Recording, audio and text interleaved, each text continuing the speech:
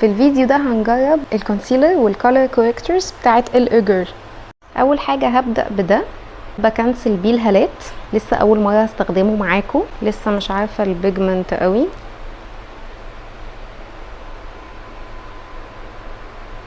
صبغات حوالين الفم، مكان حبايه، هو الكميه اللي خدتها بيرفكت يعني. بحب اقلل النمش بس مش بحب الغيه خالص. هاخد فرشه كابوكي صغيره وابتدي ادمج فيه. حاسه حلوه قوي بصراحه. هجيب الكونسيلر ده التنوير، الدرجه بتاعته بورسلين.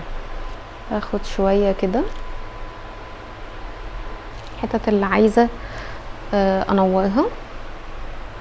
انا عايزه اقول لكم حطيت كميه قليله جدا.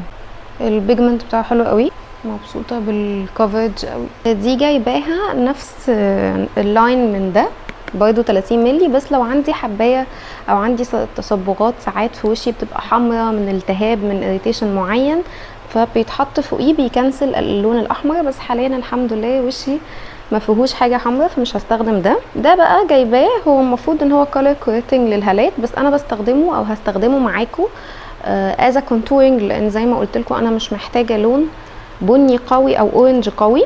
فتعالوا يلا نجربه.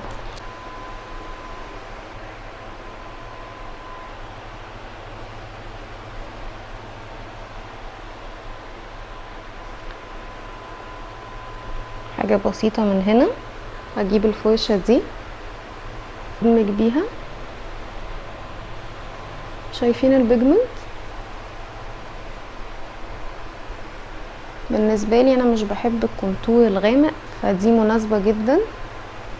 اشيل بس في منديل الزياده. هو طلع البيجمنت بتاعه اكتر ما كنت متخيله، فزي ما انتم شايفين مناخيري كده البيجمنت بتاعه فظيع. هرجع اخد الفاتح بتاع التنوير، الزياده اللي حصلت هنا، عشان احدد ده كده.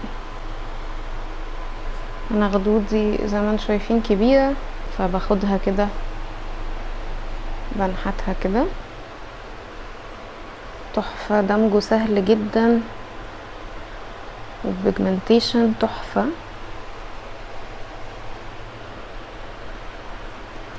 السبونج مبلوله ومعصوره كويس جدا. ده كده الفاينل لوك. قولولي ايه رايكم.